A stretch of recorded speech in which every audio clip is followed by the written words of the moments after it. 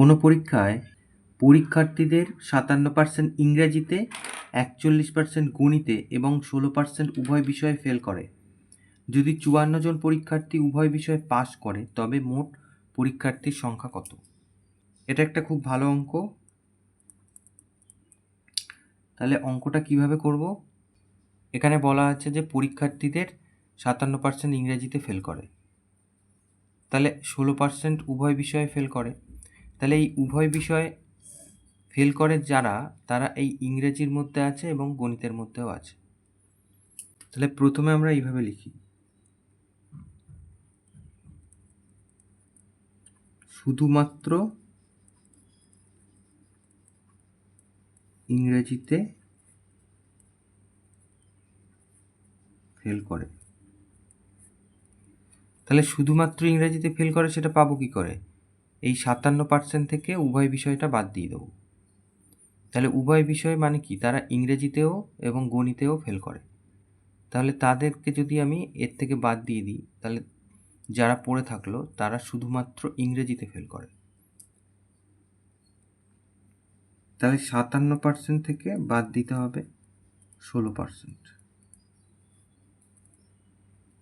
তাহলে 41% পেলাম ইংরেজিতে শুধুমাত্র ফেল করে। একই রকমভাবে শুধুমাত্র গণিতে ফেল করে।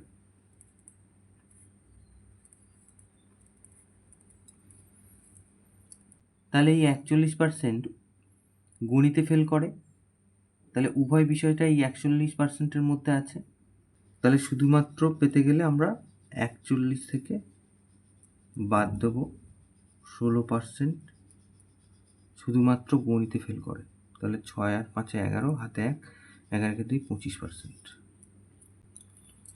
তাহলে এইটা হচ্ছে ইংরেজিতে শুধুমাত্র ফেল করে, এইটা হচ্ছে গণিতে শুধুমাত্র ফেল করে, আর উভয় বিষয়ে ফেল করে সেটা 16% দেওয়াই ছিল।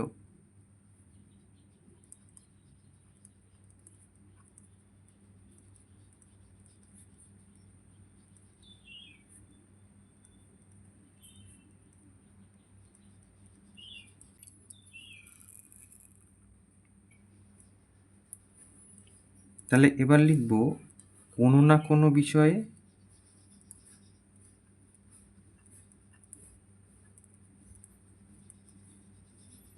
সেটা হতে পারে একটা অথবা দুটো বা উভয় বিষয়ে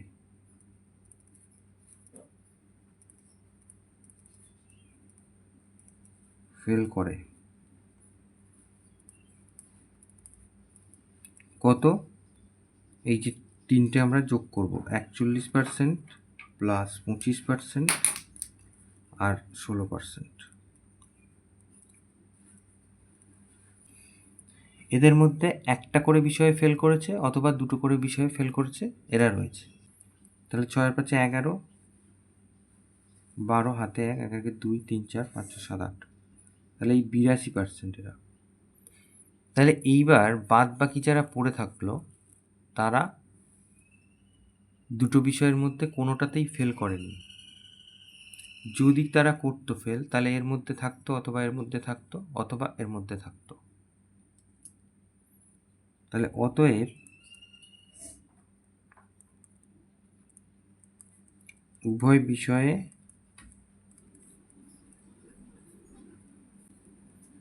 পাস করেছে।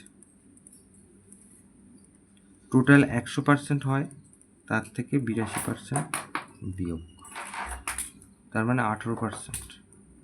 তাহলে এখানে প্রশ্নে বলা ছিল যে 54 জন পরীক্ষার্থী উভয় বিষয়ে পাস করেছে, তাহলে সেই 54% মানে হচ্ছে 18%। তাহলে আমাকে এখানে জিজ্ঞেস করেছে মোট পরীক্ষার্থীর সংখ্যা। তাহলে লিখব প্রশ্নানুসারে।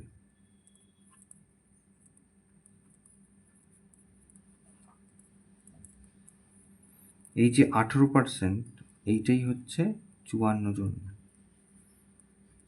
তাহলে 1% মানে 54/18, আর 100% সমান সমান এইটা তাহলে 3, তার মানে পেলাম 300। তাহলে অতএব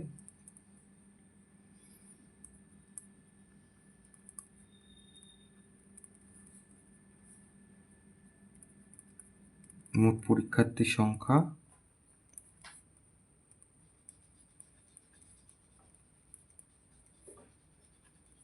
300 জন। এটা উত্তর। তাহলে এইভাবে ধাপে ধাপে অঙ্কটা করলে অঙ্কটা হয়ে যাবে। অঙ্কটা খুবই একটা ভালো অঙ্ক। আশা করি অঙ্কটা বোঝা গেছে। যদি না বোঝা যায় তবুও তাহলে প্লিজ কমেন্ট করে জানান।